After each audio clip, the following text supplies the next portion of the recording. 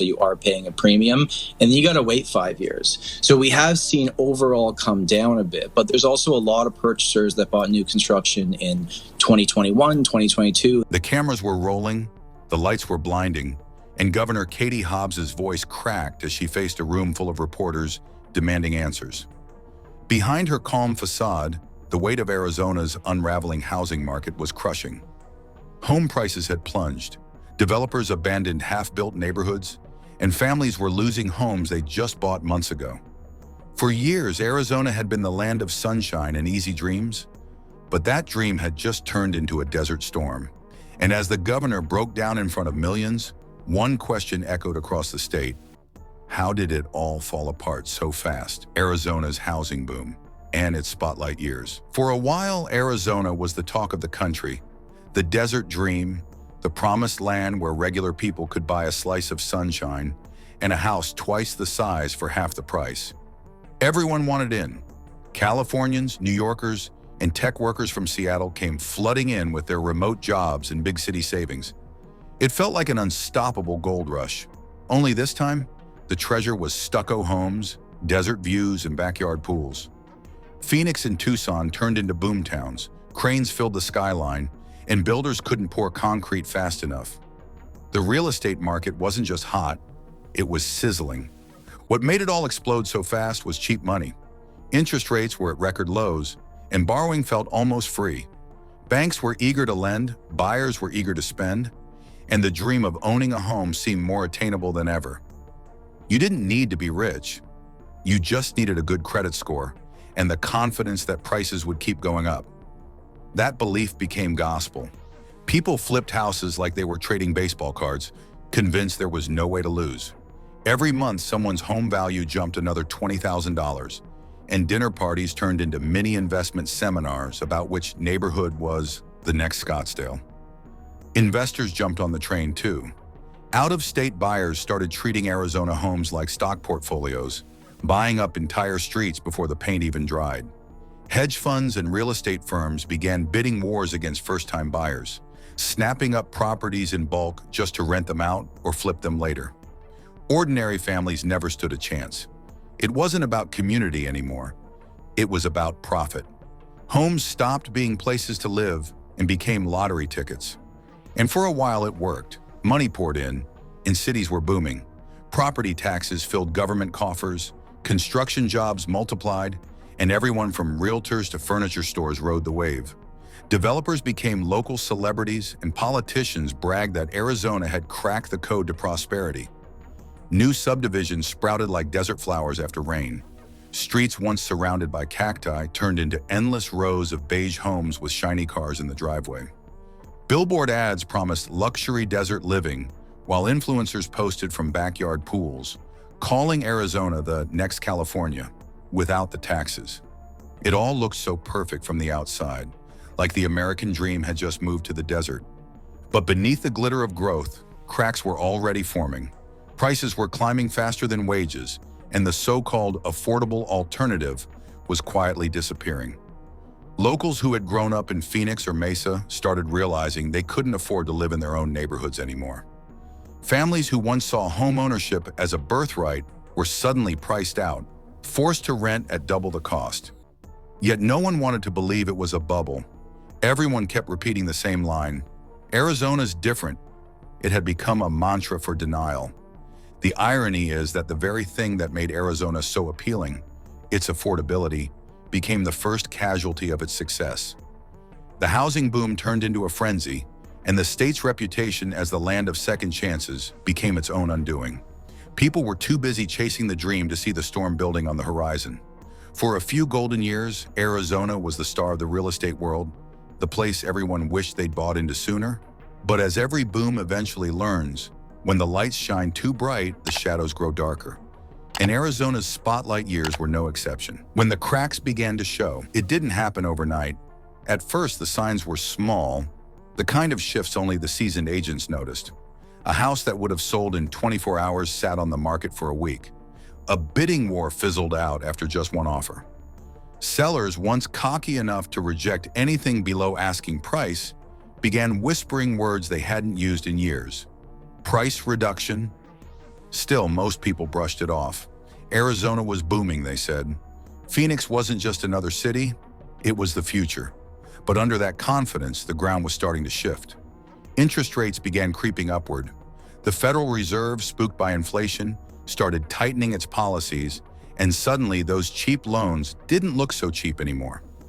Mortgage payments ballooned, and the dream homes that seemed attainable just months earlier started slipping out of reach.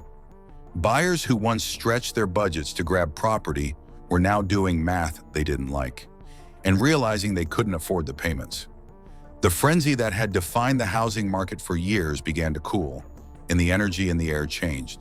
You could feel it. For investors, the warning lights flashed even brighter. The rental market was oversaturated, and profits weren't what they used to be. Corporate landlords who had gobbled up hundreds of homes began quietly backing out, dumping properties back onto the market to cut their losses. Entire subdivisions that were supposed to become new neighborhoods turned into ghost zones, empty streets with half-built frames and faded "coming soon" signs. The same builders who had bragged about record demand started laying off workers and halting projects midstream. Then came the human cost. Families who had bought during the peak suddenly found themselves trapped. Their homes were worth less than what they owed, and selling wasn't an option.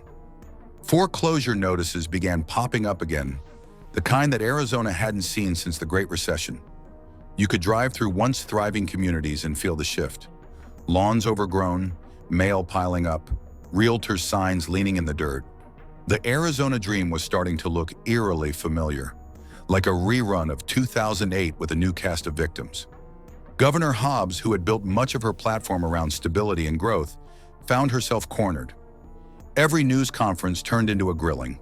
Reporters demanded solutions, homeowners demanded relief, and economists delivered bad news wrapped in polite jargon. She introduced modest housing initiatives, promised to curb speculative buying, and pushed for affordability measures. But the crisis was moving faster than policy could catch it. Behind the scenes, even her staff admitted the scale of the meltdown was bigger than anyone expected. The breaking point came when the illusion of invincibility vanished. Arizona, once considered the land of endless expansion, was facing something no one wanted to admit: a real, painful correction. Home prices started falling across Phoenix, Tucson, and Scottsdale. Construction jobs evaporated. Small businesses dependent on housing, contractors, landscapers, furniture stores, began closing. The ripple effects reached city halls, where budget shortfalls forced cuts to schools, public projects, and community programs. The crash wasn't just financial anymore, it was personal. For many, it felt like betrayal. People had believed the story, that Arizona would always rise, that growth was infinite, that desert homes were as safe as gold. But all it took was a few rate hikes and too much speculation to unravel it all. The same voices that once bragged about Arizona's unstoppable growth were suddenly silent. The cracks in the market had widened into fractures across the entire state. And the governor was standing right in the middle of the collapse, holding the weight of a dream that had finally broken. Governor Hobbs at the breaking point. When Governor Katie Hobbs stood in front of the cameras that day, you could see it. The tension in her jaw, the tremble in her voice. She wasn't just facing a political crisis. She was watching the foundation of her state crumble in real time. Arizona had always sold itself as the land of opportunity, a desert where dreams could take root. But those dreams were collapsing like the half-finished homes dotting the outskirts of Phoenix. And for Hobbs, who had staked much of her leadership on stability and growth, it was personal. For months, she had been walking a political tightrope. On one side were families drowning in mortgages, begging for relief. On the other were developers, bankers, and investors warning that too much intervention would spook the market even more. Every decision felt like a no-win scenario. The press wanted quick fixes, the public wanted accountability, and the markets wanted reassurance. But the truth was, there wasn't a quick fix left. The bubble had already burst and no policy could glue it back together. Her outburst came after weeks of mounting frustration. Behind closed doors, advisors said she barely slept. Reports landed on her desk daily. Plunging home values, layoffs in construction, surging foreclosures. Municipalities were panicking over lost tax revenue, and community leaders begged for state help that simply wasn't there. When a reporter asked her, "Governor, what's your plan to stop the housing freefall?" she snapped. Her voice cracked as she fired back about interest rates, speculation, and federal policies beyond her control. It was raw, unfiltered, and human. For a moment, the polished image of a calm, composed leader shattered. Cameras caught the flash of emotion, frustration, exhaustion, maybe even fear. The clips spread like wildfire across the internet. Commentators called it everything from a meltdown to a moment of truth. Critics mocked her loss of control, saying it proved she was in over her head. Supporters, though, saw something else. A governor finally showing the pain that everyone else was already feeling. That moment became bigger than politics. It was symbolic, a mirror reflecting the state's anguish. Families who had just been evicted said they understood her. Workers laid off from construction sites said they saw themselves in her tears. Arizona wasn't just dealing with numbers on spreadsheets, it was dealing with the emotional toll of watching a decade-long dream implode. And Hobbs, standing under the glare of those cameras, became the face of that heartbreak. Behind the scenes, aides tried to spin the event, saying it showed empathy and transparency. But even they knew the truth. The state was in freefall. Investors began backing out faster, fearing the worst. The governor's visible frustration was read as a sign that the government had no control left. Within days, property firms accelerated sell-offs, banks tightened lending, and confidence, that fragile thread holding the market together, snapped. Still, in that moment, Hobbs wasn't just a politician losing her cool. She was a leader confronting the storm no one could stop. Her breakdown didn't create the crisis, it exposed it. Arizona's myth of endless growth had finally hit its limit, and the person everyone looked to for answers was human enough to show what everyone else had been hiding: fear. It was the kind of moment that defines not just a leader, but an era. The day the facade of control gave way to the raw reality of collapse. The human cost behind the meltdown. Behind every statistic, every empty home, and every political headline was a story, a family, a dream, a heartbreak. Arizona's housing crash didn't just wipe out numbers on a spreadsheet. It tore through people's lives. The same families who had once stood proudly in front of their new homes were now standing in line at the bank, holding foreclosure notices. Couples who had believed they were building a future in the desert were suddenly trapped in mortgages worth more than their homes. The glow of new beginnings had turned into the gray haze of financial despair. You could see it everywhere. Subdivisions that were once full of laughter and construction noise fell silent. Streets lined with half-built houses sat baking in the sun, their wooden frames fading under the desert heat. Real estate signs gathered dust, and open houses went from bustling events to awkward, empty weekends. Even local diners and small shops felt the pain. The same ones that had thrived on booming neighborhoods suddenly saw their regulars disappear. The crash didn't just hit homeowners, it hit every corner of the state's economy. The ripple effect was brutal. Construction workers were the first to feel it, as job sites shut down overnight. Then came mortgage brokers, realtors, and home inspectors, people whose entire livelihoods were tied to Arizona's golden housing years.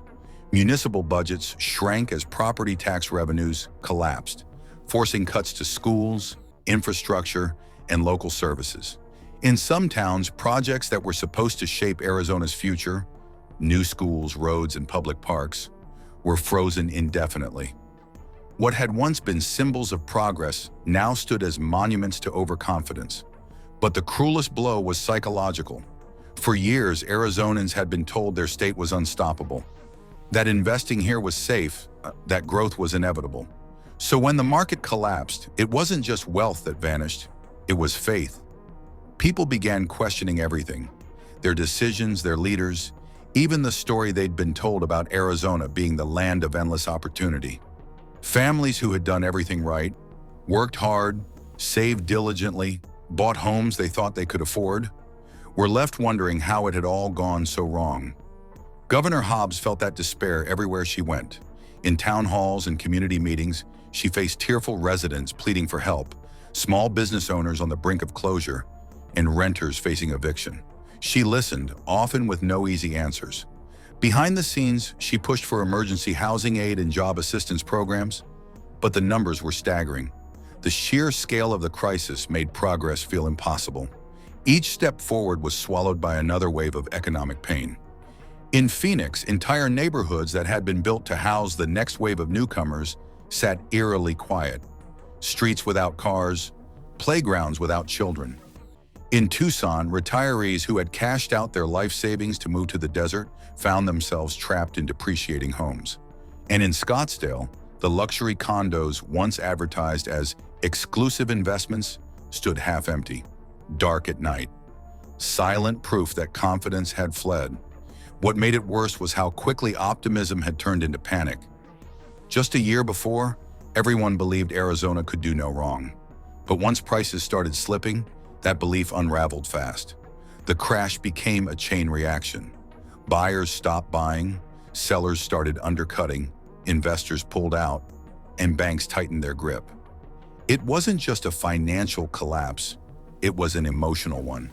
People felt betrayed by the very system that had promised them stability.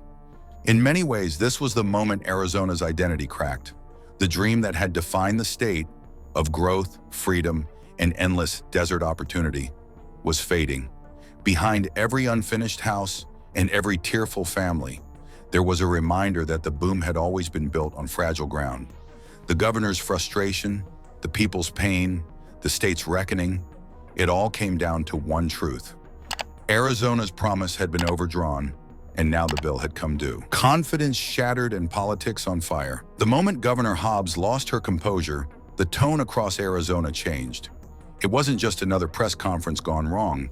It was a signal that things were worse than anyone had dared to admit. Investors who had been holding their breath started pulling out completely. Banks froze lending. Hedge funds that had quietly built up massive housing portfolios dumped properties in bulk. It was like watching dominoes fall, one panic move triggering another. The market, already trembling, went into full freefall. For homeowners, the shift was immediate and brutal. Property values dropped faster than anyone thought possible. A $600,000 home from the peak of 2022 was suddenly worth $450,000 or less. Families who had stretched their finances to the limit to get in before prices went higher were left underwater. You could almost feel the despair through the neighborhoods. Empty driveways, foreclosure stickers on doors, for sale signs turning into bank-owned warnings. The Arizona dream had curdled into a desert nightmare. Then came the political firestorm. Hobbs's outburst became the clip every news network played on repeat. Her opponents pounced instantly, calling her unfit to lead and blaming her for the collapse. Conservative commentators accused her of pushing anti-growth policies that scared off investors, while progressives argued she hadn't done enough to protect renters and low-income families. Suddenly, the housing crisis wasn't just an economic issue, it was political dynamite. Every policy, every soundbite, every press release was dissected through the lens of that one emotional moment. Behind the scenes, things were no calmer. State lawmakers began turning on each other, each faction scrambling to dodge blame. Developers lobbied for bailouts and looser regulations, while housing advocates demanded rent freezes and foreclosure relief. The governor's team tried to steady the messaging, but the narrative had already escaped their control. The public saw a state government in chaos, leaders arguing while people lost their homes. It became a question not just of economics, but of trust. And that trust, once broken, proved nearly impossible to rebuild. The damage didn't stop there. Local banks, spooked by the governor's visible frustration, reevaluated their risk portfolios. Mortgages that once seemed safe were now considered toxic. Lines of credit dried up, and small businesses found themselves without access to funds. The slowdown rippled through the service economy. Fewer homebuyers meant fewer new customers for everything from movers to landscapers. Arizona's engine of growth, which had powered the state's identity for decades, had seized. But the most devastating loss was psychological. Arizona had spent years crafting an image, a place of endless sunshine, opportunity, and affordable living. That myth had been the state's secret currency, and it vanished overnight. The idea that the market would always recover, that housing was a guaranteed win suddenly looked naive. Residents began to question not only their government, but their own judgment. Maybe we were all fooled, one Phoenix homeowner told local reporters. Maybe the dream was never real to begin with. In a way, Hobbs's public breakdown became a metaphor for Arizona itself, a state that had pushed optimism to the brink until reality broke through. Her emotional reaction wasn't just about markets or mortgages, it was about a collective disillusionment. For decades, Arizona had lived on the promise that growth was permanent and pain was temporary. But in the aftermath of the meltdown, that illusion lay shattered, and in its place stood a new sobering truth. Even in the desert, where the sun never stops shining, nothing grows forever. So, what are your thoughts on this? Let us know in the comments below.